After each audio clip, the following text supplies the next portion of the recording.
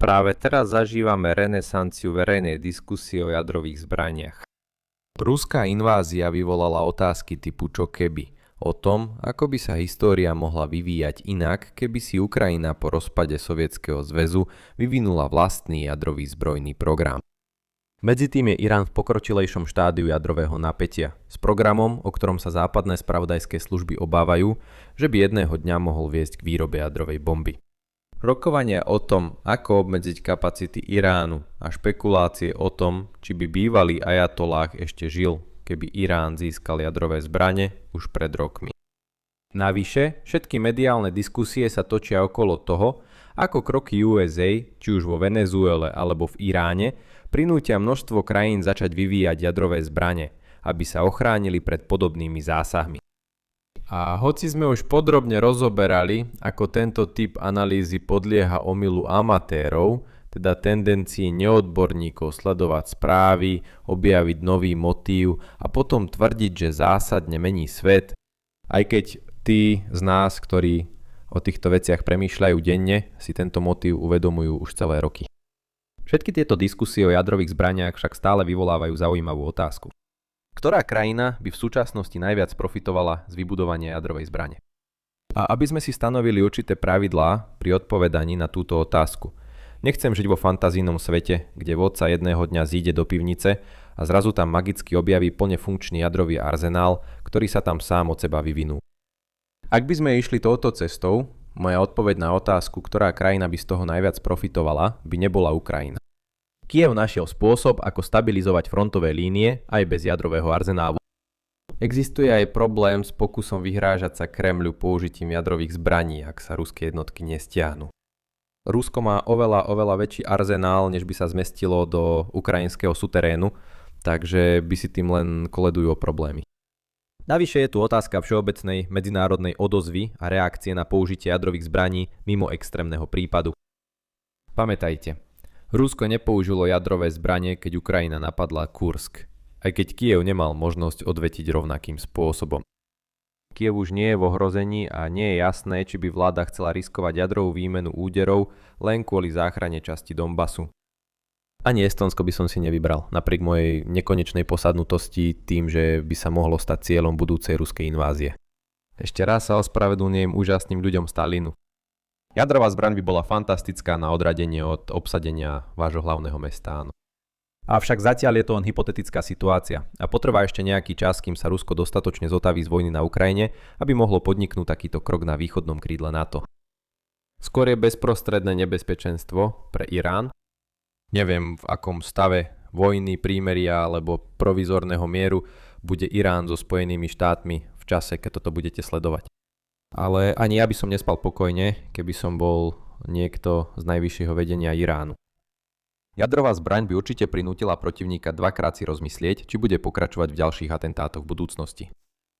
Aj keby Irán zatiaľ nemal balistické rakety na útok na Spojené štáty, stále existuje množstvo amerických zariadení, ktoré by salva jadrových zbraní mohla zničiť.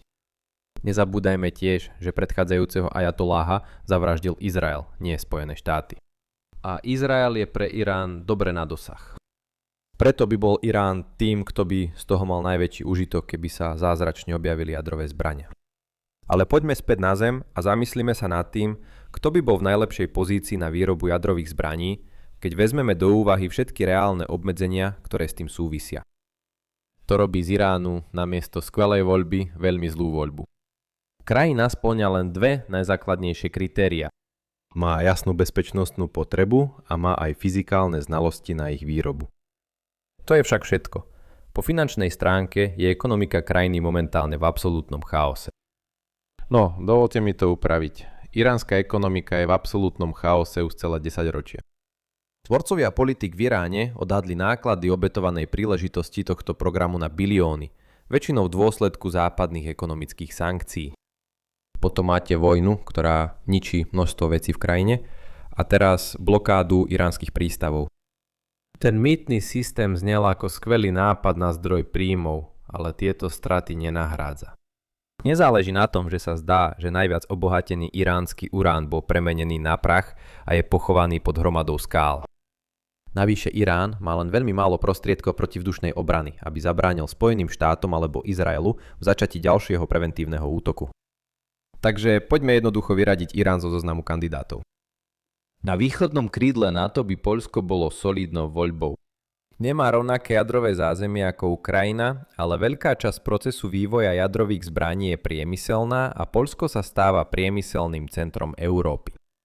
Je tiež v takej finančnej situácii, že by si mohlo postaviť jadrovú zbraň, ak by to krajina naozaj chcela. A nemyslím si, že Moskva urobí čokoľvek, aby Poľsko zastavila za predpokladu, že sa toto všetko stane relatívne skoro. Nie vtedy, keď sú ruské jednotky zaneprázdnené na Ukrajine. Výhody tu pripomínajú výhody, ktoré mala Estónsko už skôr. Poľsko je jednou z východných krajín, do ktorých by Rusko najskôr poslalo svoje jednotky. Ak má Varšava jadrovú zbraň, akýkoľvek hlboký vpád do Poľska okamžite neprichádza do úvahy. Ako som však už na tomto kanáli rozoberal, poľská jadrová zbraň by stále nedávala zmysel vzhľadom na doktrínu NATO. Európa už má dve jadrové veľmoci, ktoré sa nevolajú Rusko, Spojené kráľovstvo a Francúzsko. Ak by bolo naozaj dôležité rozmiestniť jadrové zbrane na východnom krídle NATO, jedna z týchto krajín by jednoducho mohla umiestniť príslušné sily priamo v Poľsku. Toto už nie je len čisto hypotetické. Francúzsko v marci oznámilo doktrínu odstrašenia práve preto, aby túto stratégiu zainštitucionalizovalo. Kľúčovým výsledkom pre všetkých zúčastnených je, že to umožňuje, aby peniaze, ktoré by Poľsko inak minulo na budovanie jadrového arzenálu, mohli byť namiesto toho použité na konvenčnú obranu na frontovej línii. Poľsko má v tejto oblasti komparatívnu výhodu a využívanie týchto komparatívnych výhod je jedným z hlavných cieľov NATO. Napriek tomu, že Poľsko tento titul nezískalo, krajina, pre ktorú by najviac dávalo zmysel vyvinúť jadrovú zbraň, sa skutočne nachádza na východe. Oveľa ďalej na východ. Takže poďme sa v zvyšku tohto videa rozprávať o Tajvane. Dovoľte mi na úvod povedať, že si nemyslím, že Tajvan v blízkej dobe vyvinie jadrovú zbraň. Už takmer 20 ročia sa pohybujem v jadrovom priemysle a viem, že verejné vnímanie je v tomto prípade skreslené. Vždy prevláda presvedčenie, že čoskoro bude mať jadrový arzenál viac krajín. Tieto obavy môžem vystopovať až prezidentským debatám v roku 1960, keď Kennedy varoval pred svetom, v ktorom bude mať čoskoro jadrové zbrane 20 krajín. V skutočnosti ich je stále len 9, aj keď vedecké poznatky o jadrových zbraniach sú dobre známe každému špičkovému fyzikovi. Prekážkou je, že v medzinárodnej politike je množstvo aktérov, ktorí sa snažia, väčšinou úspešne, zabrániť potenciálnym proliferátorom. Ale poďme si vysvetliť, prečo by tajvanská jadrová zbraň bola rozumná, aj keď to nie je pravdepodobné. A to si vyžaduje prebrať 4 body, na ktoré som doteraz v tomto videu narážal. Financie, schopnosť vyrobiť jadrové zbrane bez toho, aby niekto zbombardoval váš program. Dôveryhodnosť použitia jadrových zbraní po ich rozšírení. A problém vyjednávania medzi Pekingom a Tajpejom. Finančná stránka tejto rovnice je jednoduchá. Tajvan je bohatý. Ak by ste Tajvan počítali ako samostatnú krajinu, čo je zaujímavá hypotéza vzhľadom na to, že práve to je jadrom celého sporu s pevninskou Čínou, umiestnil by sa na 20. mieste v HDP podľa parity kúpnej sily. Náhodou je to jednu priečku vyššie ako Poľsko. Čuduj sa svete, vyrábať najlepšie polovodiče na svete je skvelý spôsob, ako zbohatnúť viac, než si vaši starí rodičia kedy dokázali predstaviť. Ide o to, že finančný aspekt tu vôbec nie je problém. Na druhej strane, vyhnúť sa preventívnej vojne je trochu riskantnejšie, ale stále uskutočniteľné. Kľúčové je, že Tajvan má určitú úroveň ochrany zo strany Spojených štátov, takže akýkoľvek zásah ČLR by musel zvážiť možnosť, že americké námorníctvo zablokuje akúkoľvek vážnu reakciu. Samozrejme to so sebou prináša rôzne výhrady. Dlhodobá politika strategickej nejednoznačnosti Spojených štátov voči Tajvanu má za cieľ zabrániť Tajpeju zatiahnuť Spojené štáty do vojny. Téma, ktorá je v súčasnosti mnohým veľmi blízka, keďže Izrael možno zatiahol Spojené štáty do vojny v Iráne. V skutočnosti sa Tajvan už dvakrát v minulosti pohrával s myšlienkou získania jadrových zbraní. Oba razy Spojené štáty zachytili nápady Tajpeja a zastavili ich. Takže by sme si museli predstaviť svet, v ktorom by Spojené štáty chceli, aby bol Tajvan viac sebestačný a boli by ochotné dočasne niesť bremeno jeho ochrany. Je tu tiež problém, že Spojené štáty potrebujú vojenskú kapacitu na podporu tohto plánu, aby mal akýkoľvek odstrašujúci účinok. Je zrejme, že vojna s Iránom na to vyvinula určitý tlak a my sme od prvého dňa sledovali stávku na Irán a Čínu, ktorú Trumpová administratíva urobila. Ale nedávne titulky, že Spojené štáty už nemajú kapacitu na realizáciu svojich obranných plánov pre Tajvan, boli preinterpretované. Toto nie je nejaký čierno-biela otázka. Teraz je 100% pravda, že Spojené štáty nemôžu v krátkodobom horizonte poskytnúť 100% ochranu. Ale to, že Spojené štáty nemajú 100% ochranu, neznamená, že Spojené štáty majú 0% ochranu. Skutočná otázka je, či je 70%, 80% alebo 90% ochrany dosť. Preventívna vojna tu môže mať jednu z dvoch foriem. Buď jednoduchú bombardovaciu kampaň, alebo priamu inváziu. Ak hovoríme o bombardovacej kampani, vplyv vojny s Iránom je minimálny. Spojené štáty môžu zasiahnuť v takomto rozsahu bez problémov. Nemohlo by to však trvať dlho. Inak by ste začali potrebovať veľké zásoby rakiet Tomahawk na útoky na pevninské prístavy a rakiet Patriot na obranu kľúčových tajvanských zariadení. Preto je priama invázia úplne iný príbeh. Výsledkom je, že Cholair momentálne nemá dostatok vyloďovacích plavidiel na to, aby to mohla urobiť poriadne, takže to zatiaľ nie je veľký problém. Napriek tomu čas beží a Tajvan nemá zariadenia na obohacovanie uránu ani na prepracovanie plutónia. Pričom jedno z toho je potrebné na výrobu jadrovej bomby. Preto ak by sa Tajvan rozhodol ísť touto cestou, musel by začať konať. Napriek tomu, táto diskusia o preventívnej vojne prináša ďalší argument v prospech toho, aby Tajpej schválil svoj jadrový program. Krátkodobá ochrana zo strany spojeneckého štátu je silnou motiváciou na výrobu atómových bomb. Patron je stále na blízku, aby vás v krátkodobom horizonte chránil pred preventívnou vojnou. Ale patron s vami nemusí byť navždy.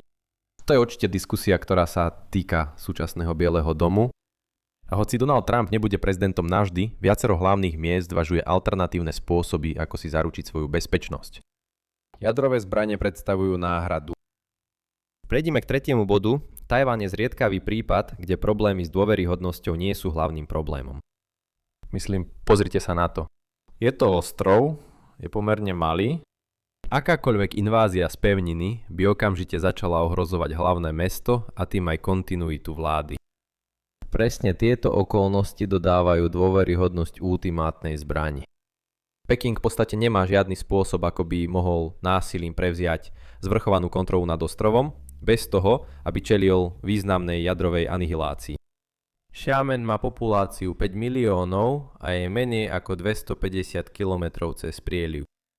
Ak chcete pritvrdiť, Šangaj s populáciou 25 miliónov je menej ako 700 km na severe. Nakoniec, prípad Tajvanu poskytuje vysvetlenie, prečo by bolo ťažké dosiahnuť jadrovú dohodu. Rovnako ako vojna, aj výstavba jadrových zbraní je nákladný spôsob riešenia politického sporu medzi dvomi štátmi. Technicky vzaté, je to nákladný spôsob, ako zmeniť rovnováhu síl a potom viesť rokovania za výhodnejších podmienok na vyriešenie politického sporu. V každom prípade by obe strany boli na tom lepšie, keby rokovali o sporných otázkach a vyriešili krízu bez toho, aby Tajvan vyrobil jadrovú zbraň. Jedným zo spôsobov, ako sa to môže pokaziť, je, ak Čínska ľudová republika postupne stráca moc a má teda motiváciu viesť vojnu, aby získala celý Tajvan bez ohľadu na obavy z jadrových zbraní. A ako viete, práve toto je problém, ktorý má Peking v súčasnosti, v dôsledku dedičstva politiky jedného dieťaťa, ktorá spôsobila demografickú krízu. Ak sú tieto podmienky dostatočne zlé, si nemôže dôveryhodne sľúbiť, že zostane na západ od tajvanského prielivu. To zároveň vylúčuje aj záväzok nenapadnúť, ak by Tajvan súhlasil, že sa vzdá vývoja jadrovej zbrane. V dôsledku toho by Tajvan mohol vyvinúť jadrovú zbraň, aby urobil sľuby Pekingu o neinvázii dôveryhodnejšími hrozbou jadrovej odvety. Opäť, nič z tohto nenaznačuje, že Tajvan nevyhnutne vyrobí jadrovú zbraň v najbližších 5 alebo 10 rokoch. Existuje množstvo ďalších obáv, na ktoré musí Tajpej myslieť, ako napríklad riziko ekonomických sankcií, ktoré by mohli obrazne povedané zničiť polovodičový priemysel ostrova. Je tu tiež veľký rozdiel medzi hrozbou posunu mocenskej rovnováhy, ktorá spôsobuje vojnu, a tým, keď príslušné vedenie vypočíta, že začať vojnu je v skutočnosti dobrý nápad. Ale diskusia o jadrových zbraniach bude čoraz výraznejšia. Každý deň, keď sa bude zvyšovať vnímanie amerického izolacionizmu. Takže, aké sú naše hlavné myšlienky na dnes? Užitočnosť jadrových zbrojných programov nie je jednoznačná. Napriek všetkým rečiam o jadrových zbraniach v súvislosti s dvoma geografickými prielivmi. Tajvan však spĺňa množstvo kritérií, ktoré by mohli podporiť výrobu jadrových zbraní. Nemali by sme však nedospieť k záveru, že Tajvan sa chystá zostrojiť bombu. Medzi tým, ak hľadáte ďalšie tvrdé pravdy, prečo si nepozrieť tento zoznam videí o politike Číny alebo celovečerné video o riziku vojny pozdĺž tej úžiny. A ak sa vám dnešné video páčilo, dajte prosím like, zdieľajte ho a prihláste sa na odber. Uvidíme sa na budúce. Majte sa.